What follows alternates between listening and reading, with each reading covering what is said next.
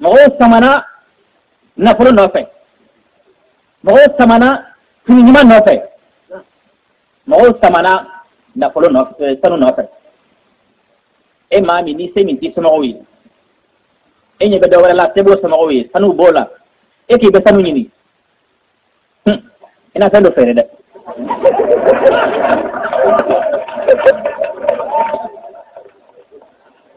O tuma n'an b'a fɛ k'an ka jamana kisi halakili ma ɲini f'aw ye,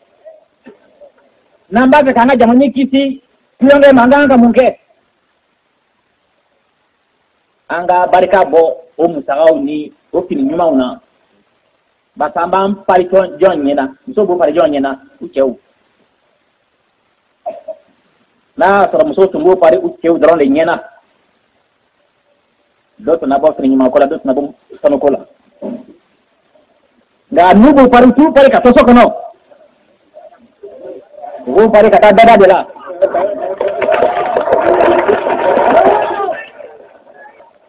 O tuma an balimamusow, an bɛ min ɲini aw fɛ, a ka dɔɔnin bɔ o diɲɛ ɲinini na. A ka to sow kɔnɔ ka cɛw ladon.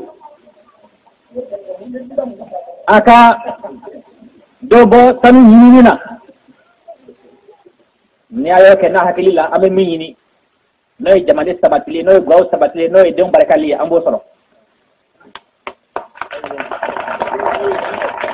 Ani n b'a fɔ aw ye a k'o dɔn, ni maa min miiri kɛra la k'a fɔ ko Mali kɔnɔ ko sanu ye nafoloba ye, bi nafolo don, nka an miiri b'a la an ka plan bɛ ban wagati, an ka plan bɛna ban tuma o tuma. An ye fɛn minnu kɔlɔsi n'o sera ka sabati,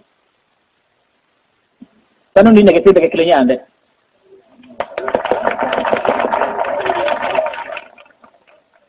O tuma ma kan ye min fɔ aw ye,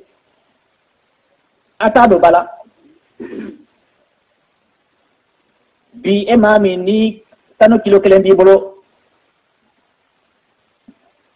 bi o ye 70,000 ye. Nka wagati mana ni sanu kilo 1 b'i bolo, n'i ye 50,000 sɔrɔ a la, wali n'i ye 40,000 sɔrɔ, hali n'i ye 20,000 sɔrɔ a la, i ye wari sɔrɔ. O tuma a ka hakili t'o la, a kana sama kojugu sanu ɲinini nɔfɛ k'a mara k'a fɔ ko nafolo don. Bi nafolo don, bi a tɛ kɛ nafolo ye, bi a tɛ kɛ sababu ye ka faso dilan, bi a tɛ kɛ sababu ye ka faso kumabɔ, barisa a man ca. Nka ni Ala sɔnna a ma a bɛna caya. An k'an k'o fɔ aw ye muso, a ka hakili t'o la. Comme Makan y'a fɔ aw ye cogo min na, faso dilanli a barika sinsinni bɛ jɔn kan? O ye musow ye. Barisa an ka tɔn in n'a y'a ye barika sɔrɔ, an y'an sinsin jɔn kan daminɛ tuma? Musow. Jamana dilanli fana a sinsinnen bɛ jɔn kan? Musow. Barisa fan bɛɛ la jamana ɲɛna a ka di musow la, a goyara a ka jugu ma. Olu cɛw de b'a la, u denw de b'a la, u dɔgɔw de b'a la, u balimaw de b'a la. O tuma an tɛ k'a fɔ fan bɛɛ la. Awa a ɲɛna o a ma ɲɛ o, musow kungo. O tuma a tɔn daminɛ tuma na aw tun wulila k'aw jɔ cogo min na ka tɔn baara ka cɛw latilen, ka cɛlakolonw lawuli, u ka sɔn kɛlɛ ma, u ka sɔn kuma ma, u ka sɔn taama ma. An b'a ɲini aw fɛ a ka wuli tu, a ka cɛw lawuli faso jɔli la. Min b'a to mankutu ɲuman min b'an kan ka sababuya kɛ an bɛ baara min kɛ faso kɔnɔ, dɔ ka fara o mankutu ɲuman kan. Ne miiri la a ma nimisa a ka baara la, ni Ala sɔnna ma fana a tɛna nimisa a ka baara la. Barisa tɔn dala miiri min kan, tɔn b'o miiri kelen de kan. Makan y'a fɔ aw ye k'an y'an kale, hali don kalekan b'a nɔ na. Don min na ni a y'a ye ko an bɛ miiri min kan ko miiri man ɲi, barisa n'u hakili la o miiri de ka ɲi, o miiri ye mun ye? Fɛn fɛn n'a bɛ kɛ sababu ye ka jama lahinɛ, hali n'a sɔrɔ jama ka lahinɛ min kɔnɔ mɔgɔ damadɔ bɛ yen nɔ olu bɛ se ka sɔgɔla y'a la, an ka tugu o sira la, o sira de ka ɲi. Mɔgɔ tɛ se ka foyi dilan n'i ma fɛn tiɲɛ, o tɛ kɛ abada. N'i k'i bɛ sɛnɛ kɛ f'i ka jiriw faga, n'i k'i bɛ so dilan f'i ka dugukolo sen, ni kibe de yini tika demisiri tien otuma ni an gambe faso dila ni faso ka fe o jago ya jogo minum bana ango jogo tien na polo ni juko min bana anga nyoko hasibia min bana anga hasibia bwana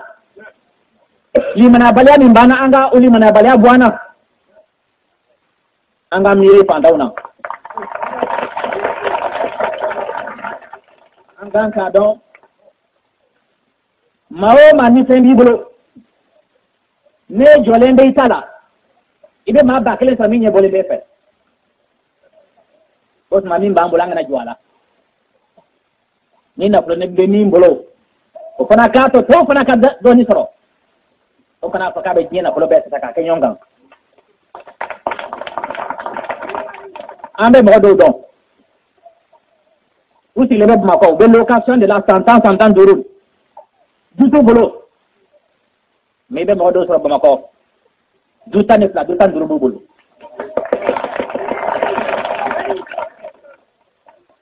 afo oye mi no kaka am se ka fo o tigu ye tonga saria soso otma nanye wale bali uluka ka fo akaka be fana ka ini yoso dugu kolola ko ba fa sebe ke marché noir ke barake ke fer jugudo ke kana fo chama soro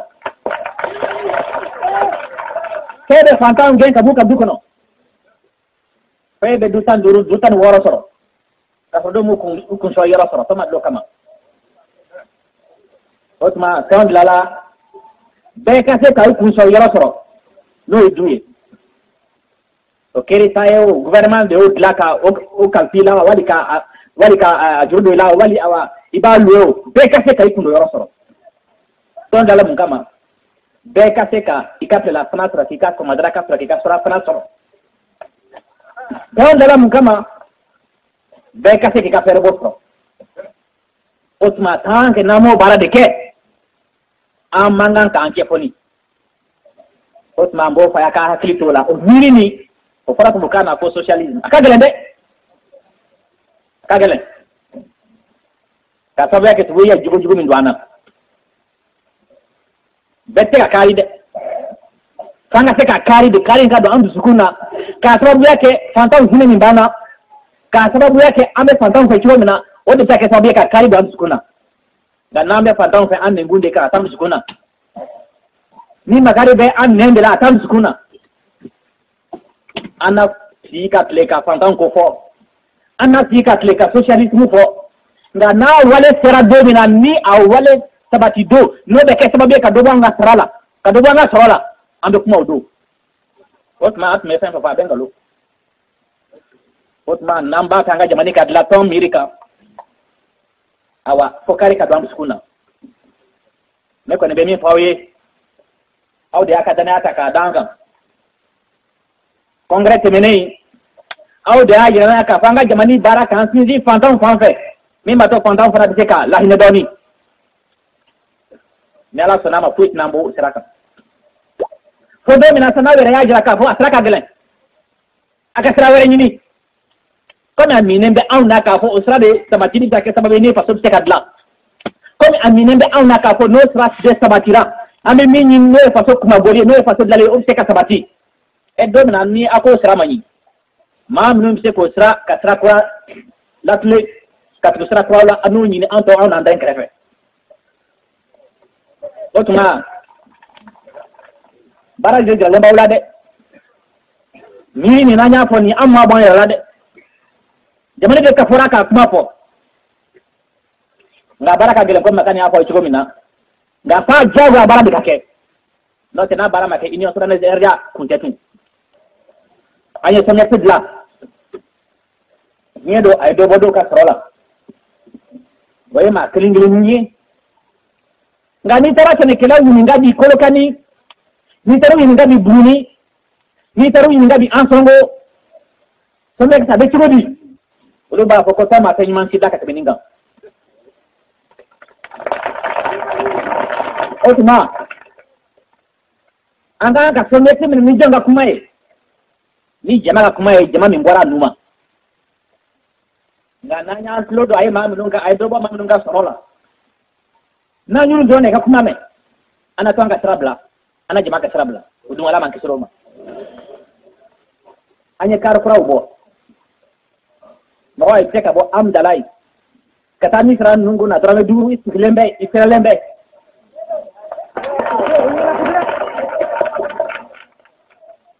teka bo badala bugu kata kati drame tan islembe ne akilila ni mami yo ko lo ye o be jon deme o be fantaw deme ba sa feme mun ngolo udanga mobli bu bolo da fente mun ngolo ulu fana teka do mobli ko na katu magola ta teke wari tama boye da o barai jago ya abe mo do dewu mo ko mun tunga sorobe fantaw do mina jago ya anadobo luka sorola nga komi nya fo ci na someti lala miri minga kar nunu fana sana o miri de kan otma kan ka don anga ton na miri fenfe de gouvernement ko ka sabati asinne be muma fantan ka lafia fantan ka soro otma be mi ni awfe gele amana na aw kan tugo aw du suka na tiye bi teka gele aw mani ala sana ma tin teka no aw ma ala don da anu ke kelenye ni gele na ka kala pe gele be wolo no walla ni ko nyo fana no ware kan ka tini gele ay otuma ni gele na aw ma tugo to amba ni aw fe akana son ka ton lagosi aw kana son ka gouvernement lagosi ka yala dugu kono ka taw sigi sun kono ka taw sigi masin dawla ka gouvernement ni ka ton nyamaw ni na ton nyamaw ni na gouvernement ni ay joni ni aya yabde ni parce que nyama nu mu ya sigi aw du sigi o be bala min kay jebe de benala ka fo ka tu trala pat mamba ni aw fa ko da ba nu ba ke na efie minga barala tonga barala gouvernement ga barala kana ka yala ka kala guzle ka mo du sutnye aka fa tonke nekam na es ma be amba fa ka ton sigi akora de ni ma ni famu ni soja ko wal ni wal na bi toro ika fa tonke nekam ni efie mi ton bara chole ka fa tonke nekam ni efie mi gouvernement ga barala ika fa tonke nekam ana fa balmaya kabdan la ni jode ka jona dima barakan ka latlin jona na latlinte la na so sa ifra kilila ambe ka flijiri la ki son hakilla yimba tiba famu tonde nyima ka ketende dani mami ni ton jugu yabo ya ni feni kera be yale be ton la buti ibe gouvernement la buti observe ke mali de kono ya no ta jamani chama be di eka yala ka ton la gusi eka yala ka gouvernement la gusi ikuna jayro ni nikisira botuma mo aka anga bara aka na son anga no anya bara ni ken yeno e fato dlalie kama kabla be ka fonyanga ku be blasra kelen na ku be bla hakili kelen no fe anga na soli mana balia sika ke sababu ye kambo bara no botuma anga nyo son hakili la anga mu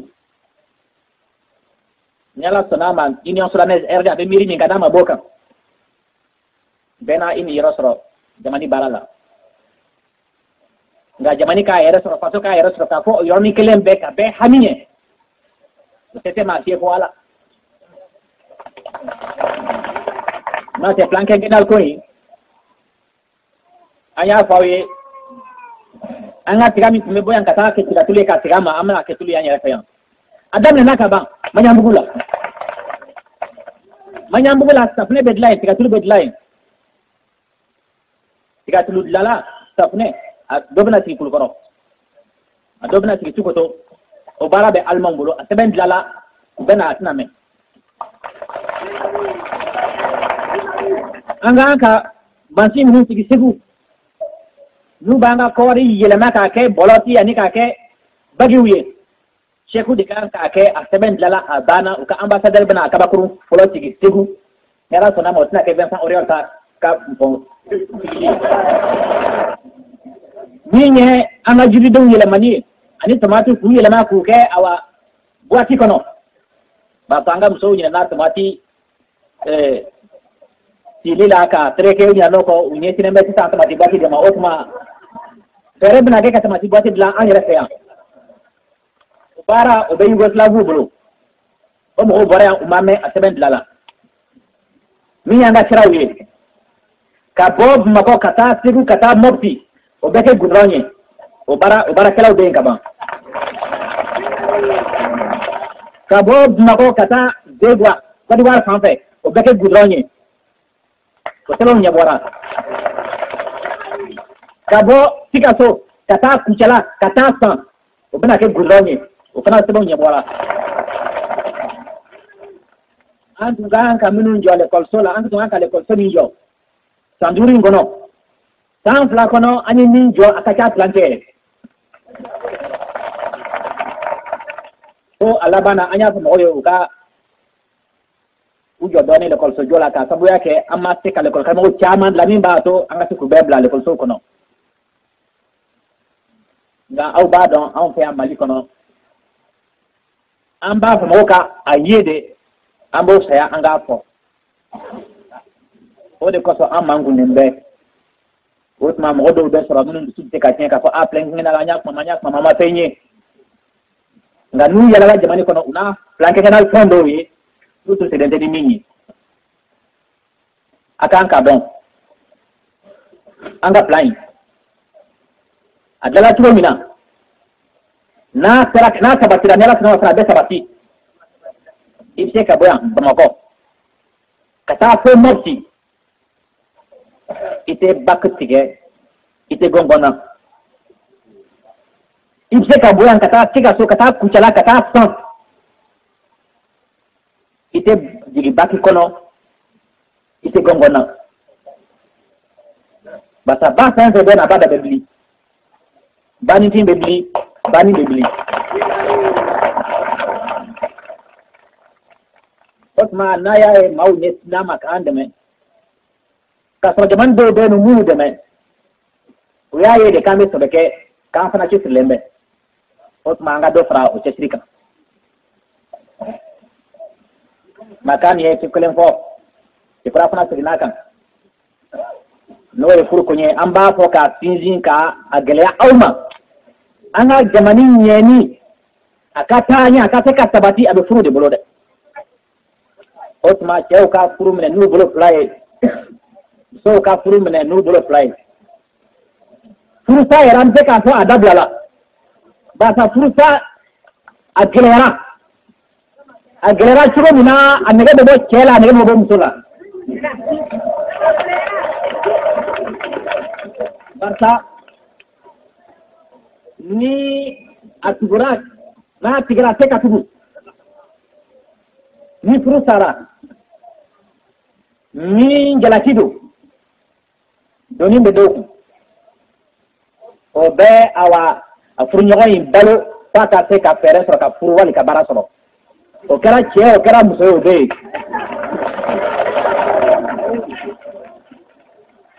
o kora munye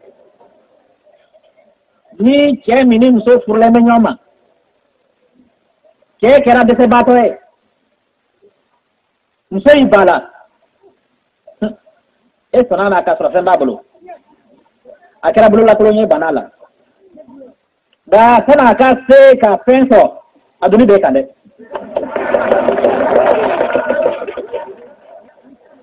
barta pent babulu mamina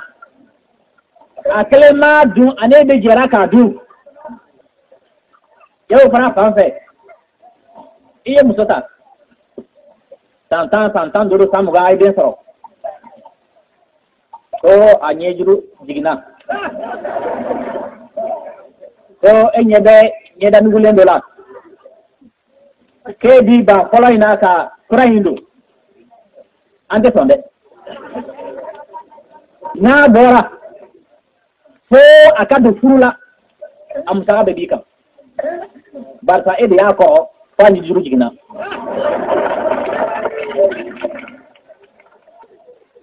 osma na yae ko miri dara mi beka